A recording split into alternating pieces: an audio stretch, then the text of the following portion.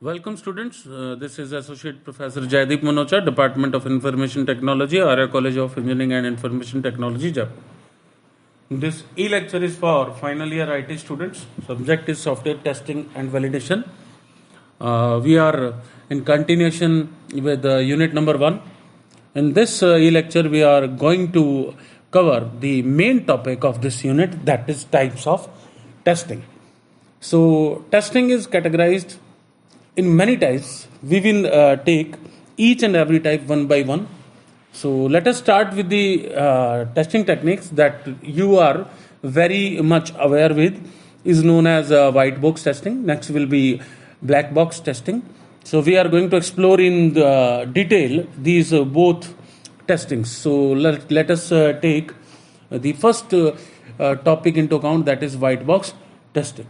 So when we talk about white box testing, it is further classified in static testing and structural testing. Static is again classified as desk checking, code walkthrough, and code inspection. Next is structural, that is again classified as unit testing, code coverage, and code complexity. When we talk about the second one, that is code coverage, again it is classified in 4 to 5 categories. The main 4 categories are here written on the slide: statement coverage, path coverage, condition coverage, and function coverage. So let us start white boxing one by one. We will take each and every category into account. So first we take the static testing into account. This is the first kind of testing, that is static testing, and categorized as 3 subtopics: desk checking, code walkthrough, and code inspection. So when we talk about static testing, it is a type of testing which requires only the source code of the product, not the binaries, no executables. So it does not involve executing the programs on computers, but involves select people going through the code to find out some important things, like whether the code works according to the functional requirements or not. The code has been written in accordance with the design development earlier in the project life cycle, or whether the code for any functionality has been missed out. That means we have missed something or not. Whether the code handles error properly or not. So basically, static testing in the initial phases is done by humans. Sometimes human can find errors that computer cannot. So we take this thing into account, and static testing by humans is done. By making multiple humans read and evaluate the program, we can get multiple perspectives and therefore have more problems identified upfront than a computer could. So that's why static testing is basically done by human beings. As you know that a human evolution can detect many problems at one go and can even try to identify the root cases of the problems. More often than not, multiple problems can get fixed by attending to the same root case. So typical in this kind of testing is basically known as reactive testing. So in a reactive testing, a test uncovers one problem at a time. Often such kind of testing only reveals the symptoms rather than the root cases. Okay. Thus the overall time required to fix all the problems can be reduced substantially by a human evolution. So students, by making human test the code before execution, computer resources can be saved. So this is the very important thing, that we are saving our computer resources. Of course, this comes at the expense of human resources, not at the expense of machine resources. So this is your static testing. There are multiple methods to achieve this kind of testing. These are desk checking, code walkthrough, code review, and code inspection. So when we talk about desk checking, then we say that we can address such kind of errors that are characterized by no structured method or formalism to ensure completeness, and no maintaining of a log or checklist. That means in desk checking, normally done manually by the author or the coder. Desk checking is a method to verify the portions of the code for correctness only. And when we talk about code walkthrough, the method is basically a formal kind of inspection in which we make some groups. Basically, this is a group oriented method. Walkthrough are less formal than inspections. The line drawn in a formalism between walkthrough and inspection is very thin and varies from organization to organization. That means it is subject to change.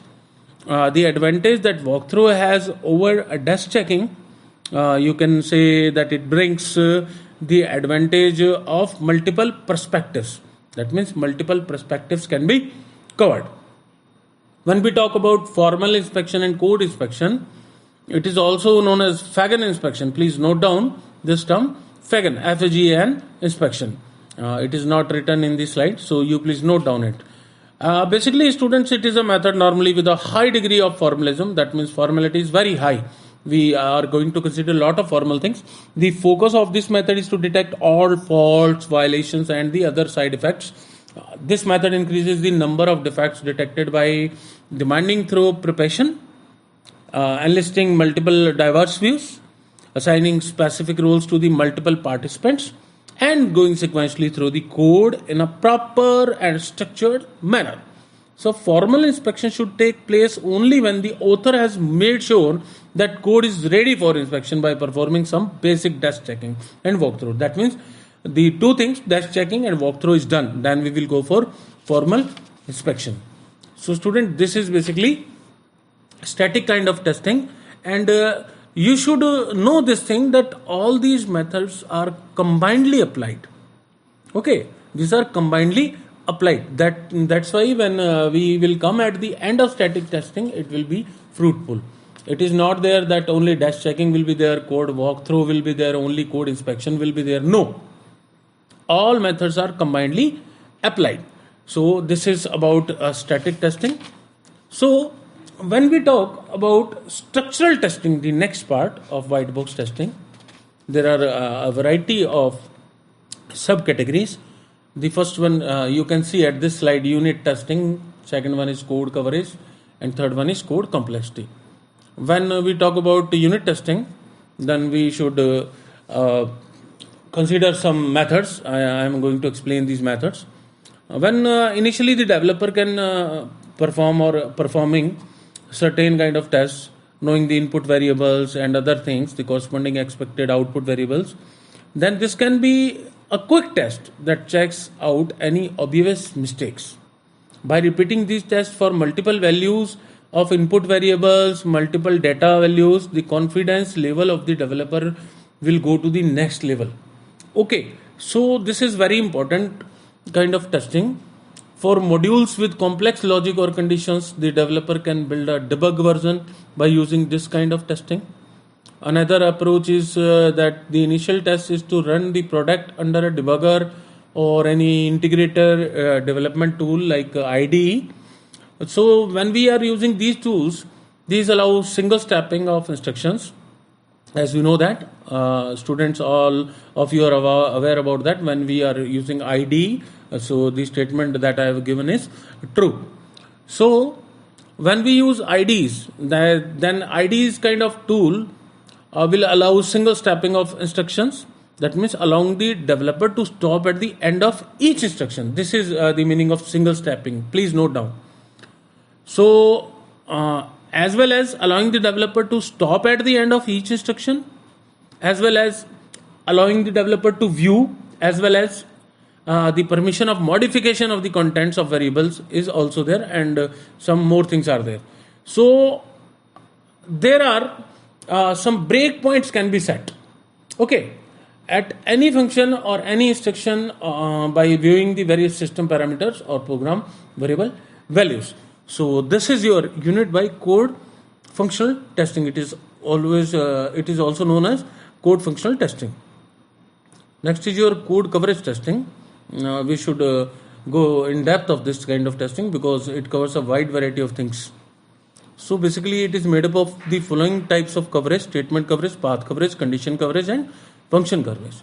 Students, you know that since a product is realized in terms of program code, if we can run test cases to exercise the different parts of the code, then that part of the product realized by the code gets tested. Okay, so when we talk about code coverage testing, it involves designing and executing test cases and finding out the percentage of code that is covered by testing.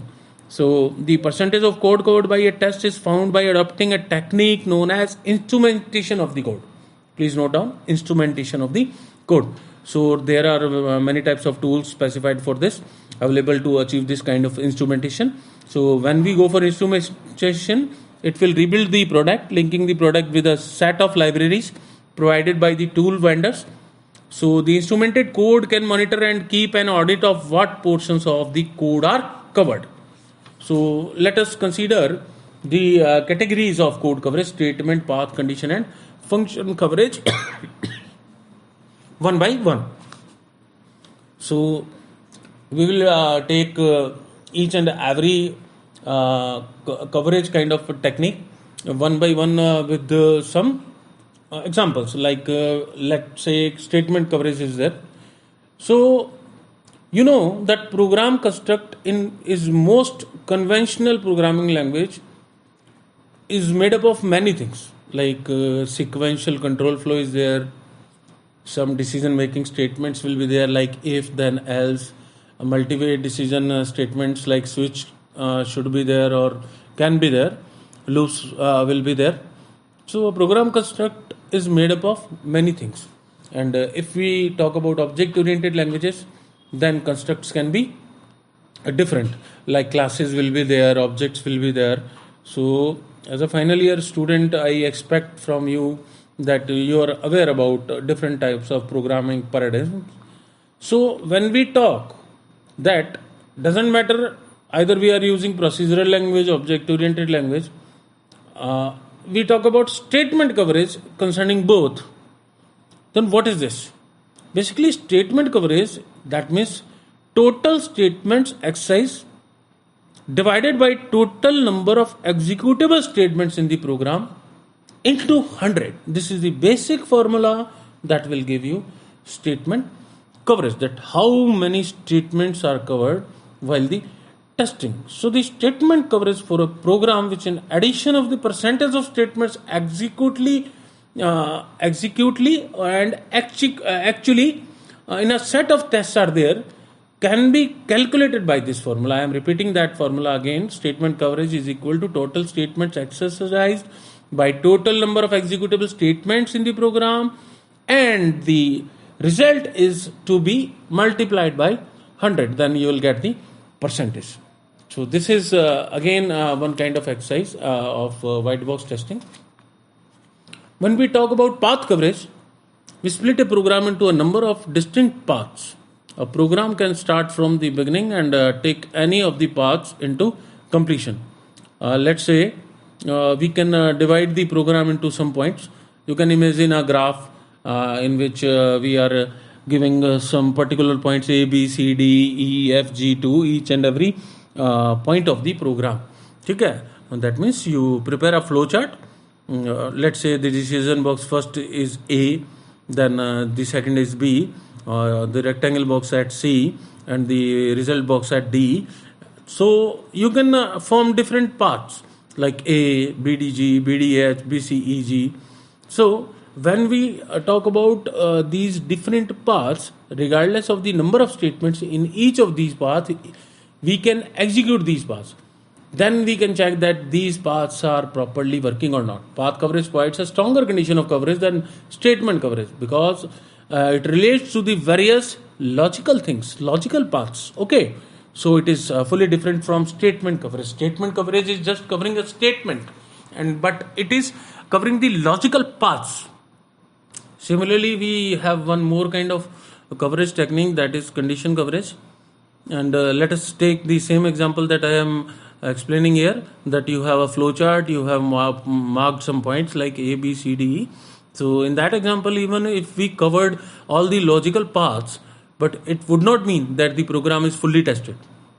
For example, let's say we can make the program taking a path, let's say A, by giving a value less than 1. Okay, for example 0. That means at a path A, the value is 0. Okay, of some particular variable. Let the name of the variable is month. Then we find that we have covered the path A and the program has detected the month is valid or invalid. You can getting my point. You can get my point here. That means if we are fixing a value to a particular thing, then in condition coverage, it is checked that the value is valid or not. You can see again the three things: statement coverage, covering the statements only; path coverage is checking the logical paths, but the condition coverage is validating the values at different points of a path. So this is about condition coverage. Basically, the condition coverage as defined by the formula, there is a formula for it, that is total decisions excised divided by total number of decisions in a program, then into 100. I repeat, total decisions exercised divided by total number of decisions in a program, and the result of that is to be multiplied by 100. That will give you the condition coverage. So next is your function coverage. When we talk about function coverage, basically it is a new kind of addition to structural testing to identify how many program functions are covered by test cases. Okay, the advantage of this kind of coverage provides over the other types of coverage is one is functions are easier to identify in a program.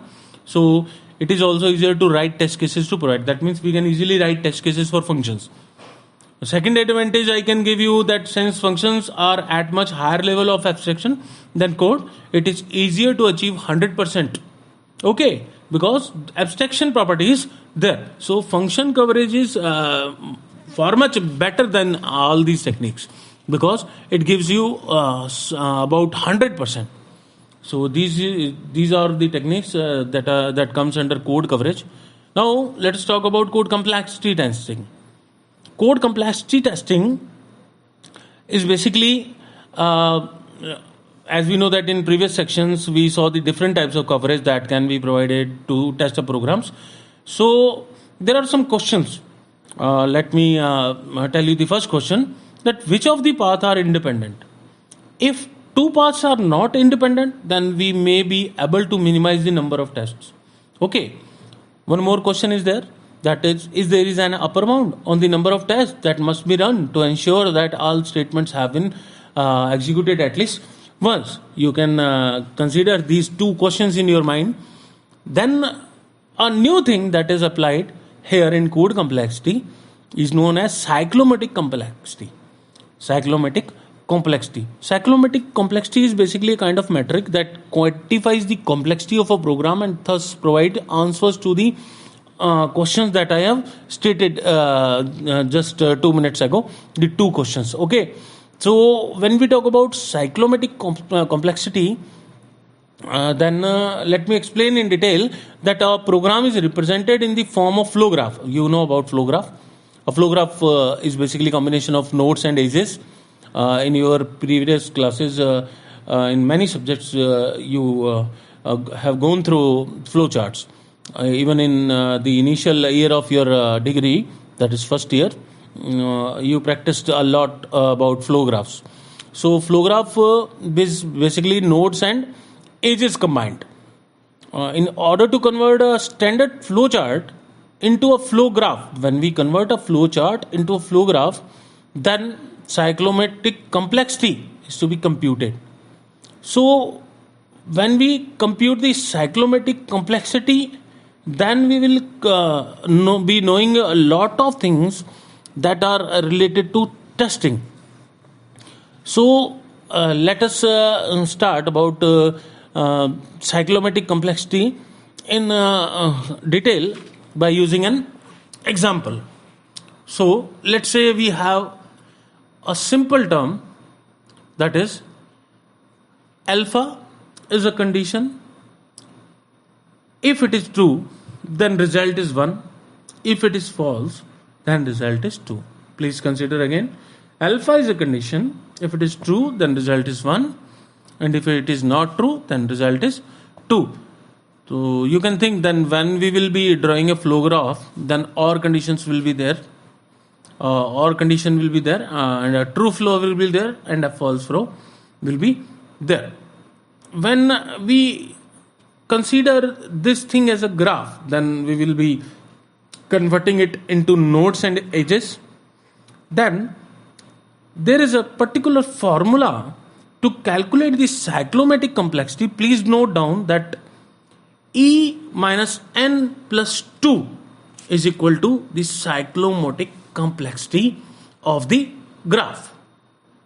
And if we are adding more nodes, let's say our problem is big, problem statement is big, our flow chart is big, then conversion will be resulting in a big flow graph, then this formula, that is E minus n plus 2, will be giving the cyclomatic complexity.